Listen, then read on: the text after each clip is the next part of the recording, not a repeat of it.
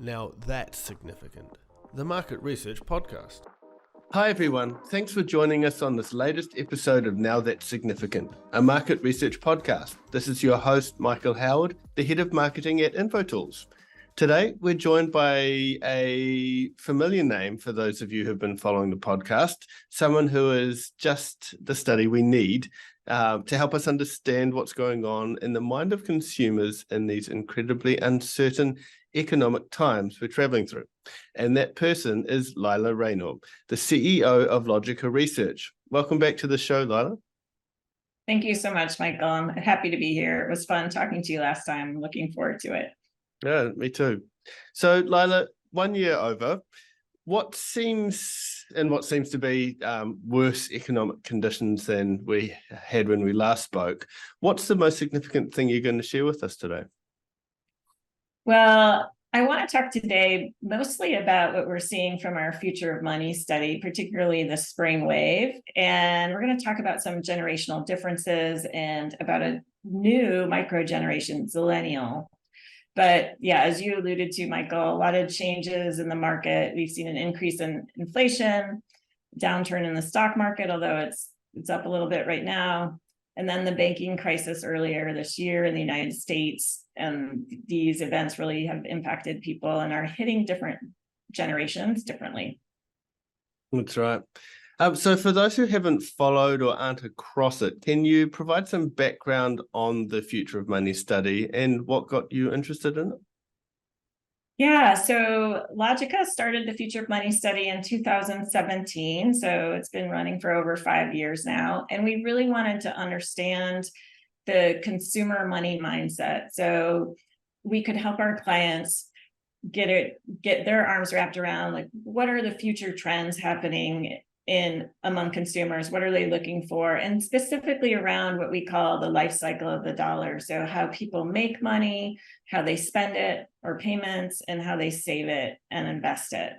And help our clients develop those products and services that are going to improve people's financial lives. And we really see that there has been a lot of change in the financial services industry over the last 5 years, and it's constantly changing, not just the economy, but what's getting offered out there and what people need. So our clients have found it really helpful. And last year we launched the Future of Money Insights Kit, so companies can get the full report and analysis in our time as part of the Future of Money study. Cool. So in your significant statement, you mentioned a number of generations that took part in it. Which generations were included in your study?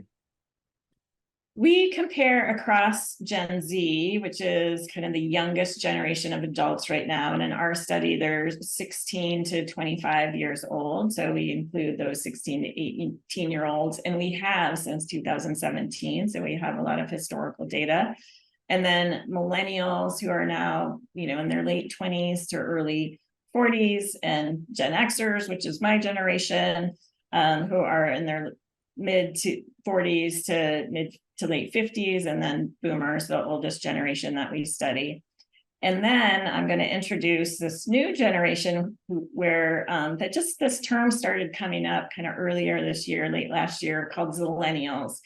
And that really is this micro generation of older Gen Zers. So think about people who are, 23 years old to their early 30s, about 33 years old. And there's no absolute definition of Zillennials, but generally they're people who are on the cusp of these two generations. And in the spring wave, we always see a lot of generational differences, and we're really seeing that Gen Z is shaping up to be a very different generation than millennials. But this generation, this micro generation that's on the cusp, kind of has some qualities or characteristics of both generations. And they're unique too, because they are at this life stage where they're starting to work, they're starting to have lives of financial independence.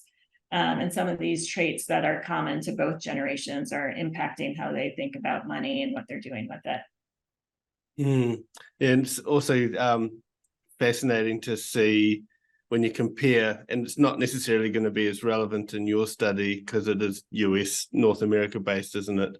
But when you compare Gen Z, Zillennials, Millennials in other countries. So some are in very different financial situations. So yeah, they're all going to have different pressures, I guess, or outlooks in life as well. For sure, yeah. And we definitely would love to do the study in other countries. It is US based right now.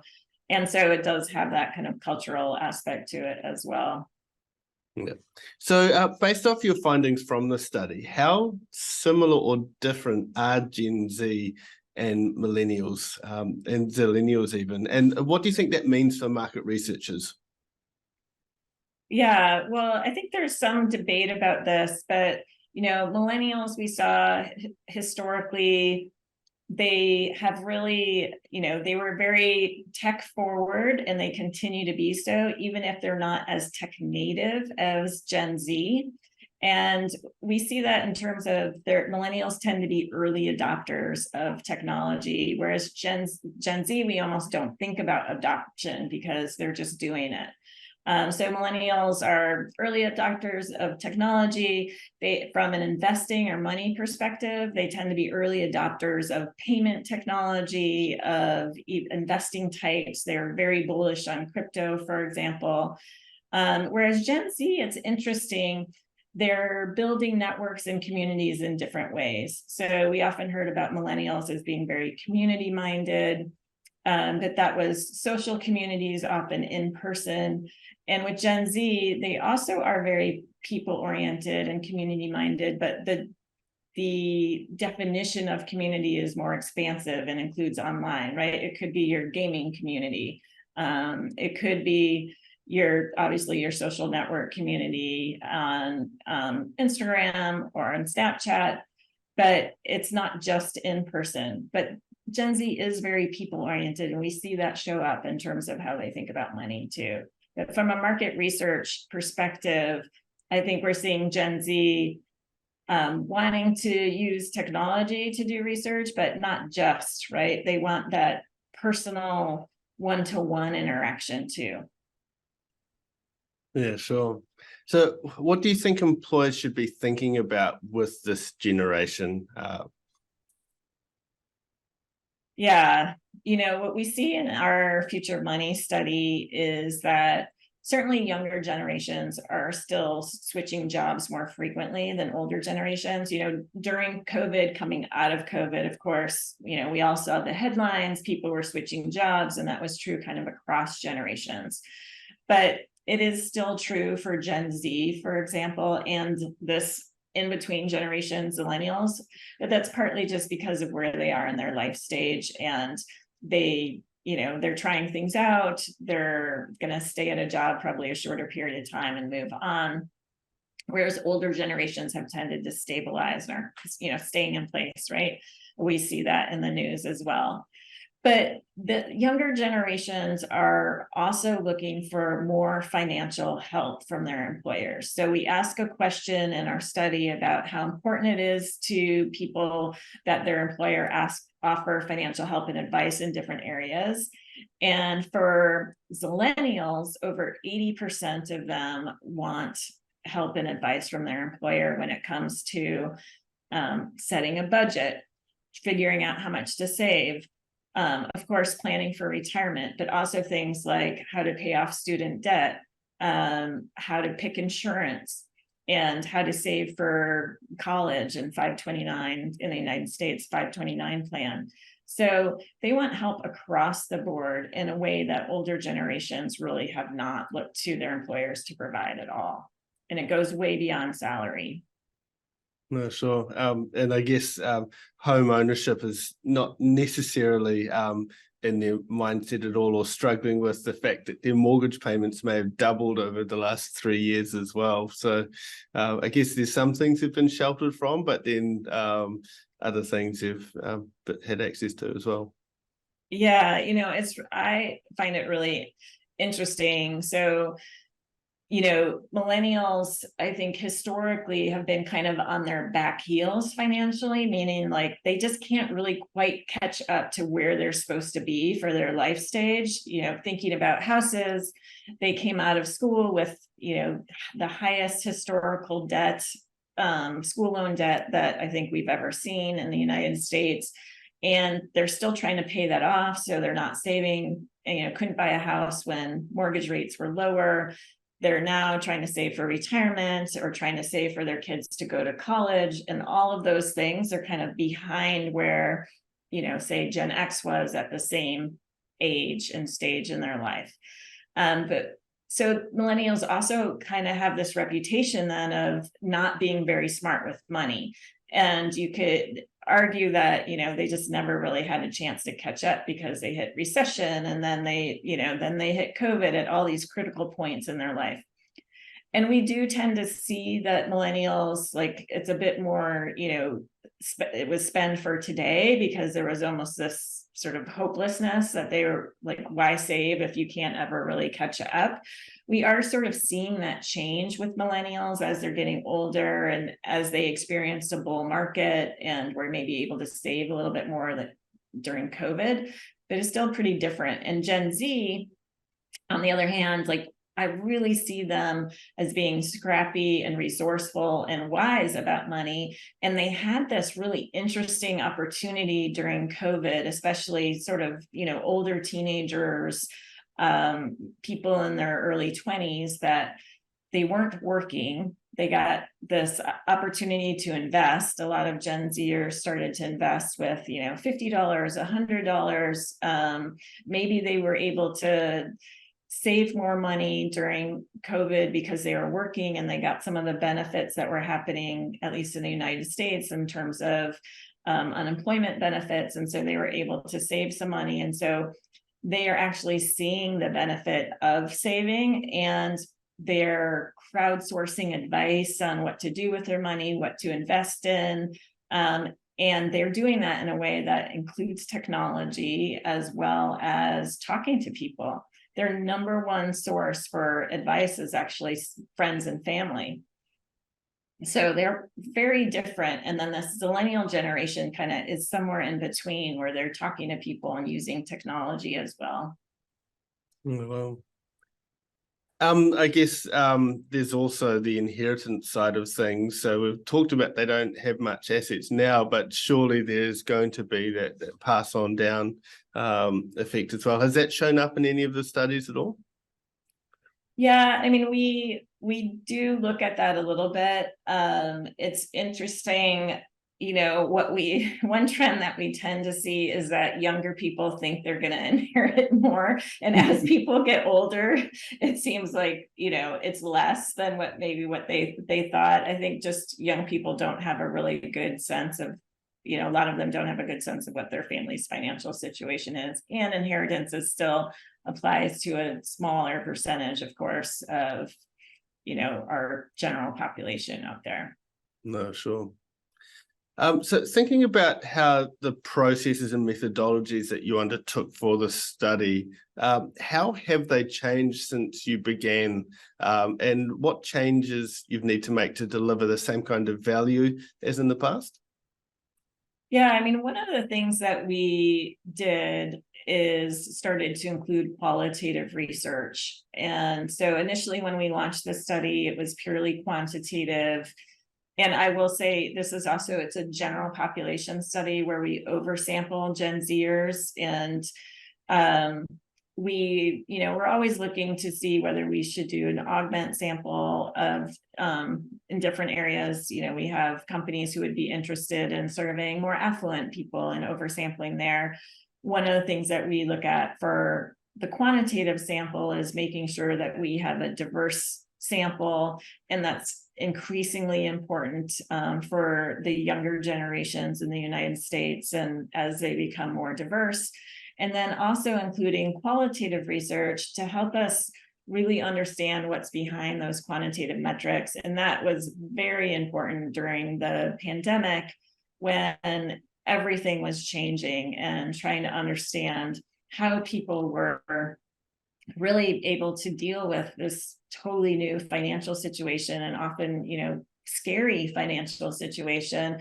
And then coming out of COVID, we continued that because people's money mindset was changing so rapidly, and the economic environment was changing so rapidly. So we're continuing to do that. And we had some great interviews with Zillennials this last wave, and just how they think about money, and really how kind of wise they're being and thoughtful they're being about saving for the future.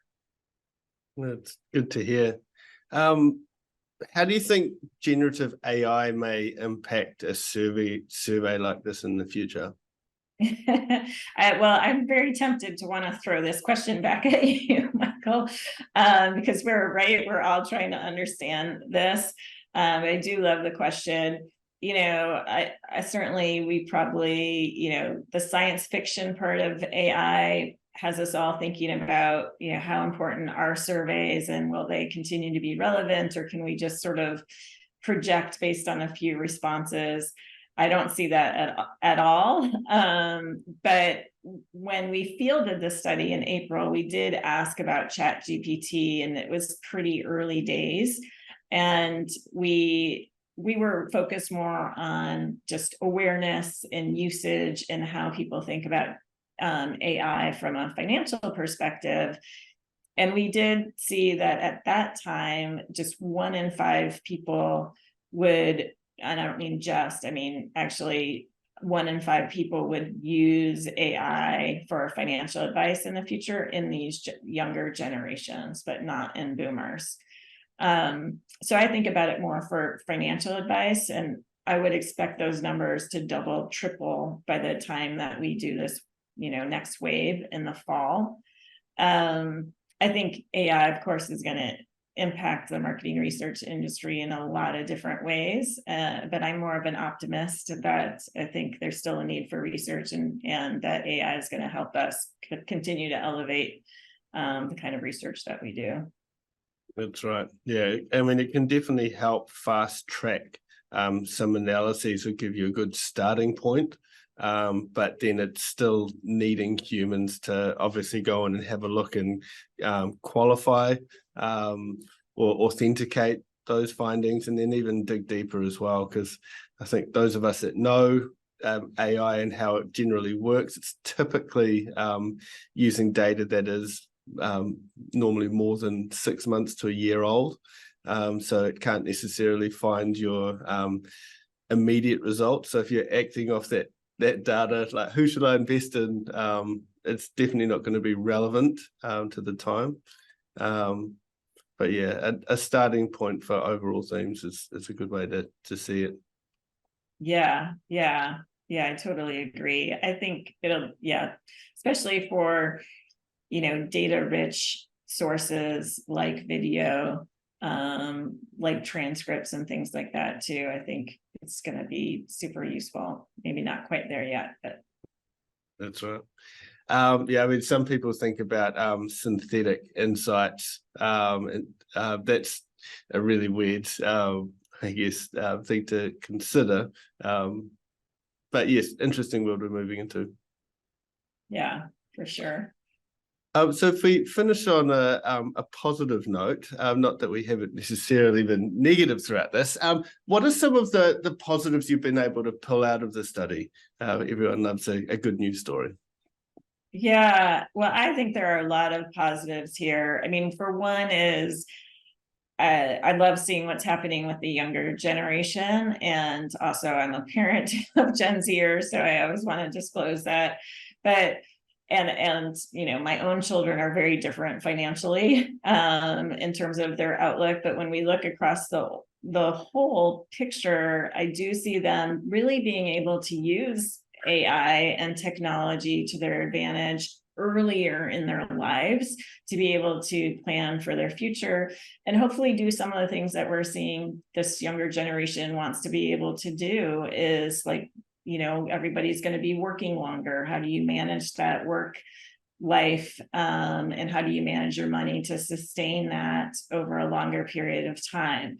And how do you leverage all the different sources of information and things that are out there that make your managing your money complex in a way, talking to people who have historical insights, but using that technology to make quick decisions, and decisions that are incorporating a lot of different sources of information, which is really where people need a lot of help. So I think there's a lot of positives I see in that people are going to be able to do a better job managing their money sooner at a younger age, which is going to be increasingly important. So, and I think that carefulness and smartness has also been, I guess, added to or augmented by sustainability as well. And I've seen my kids are Gen Alpha, so like you just see they're already thinking about the environment, thinking about sustainability, thinking about